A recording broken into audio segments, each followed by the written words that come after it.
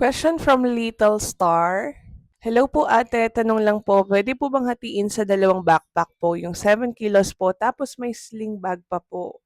Mostly po airline only allow one carry-on bag plus one personal item, like maliit na sling bag or personal bag that will fit under the seat. Pero yung sa tanong po ninyo na two big bags plus one personal bag, usually hindi po nila ina-allow yan. And they will ask you to check in na po yung another bag. So, that will cost you additional fees. Though again, depende po yan sa airline. Pero normally, yung mga low-cost airlines like Cebu Pacific or Asia, they are more strict pag regarding sa mga baggages na ganyan or hand carry.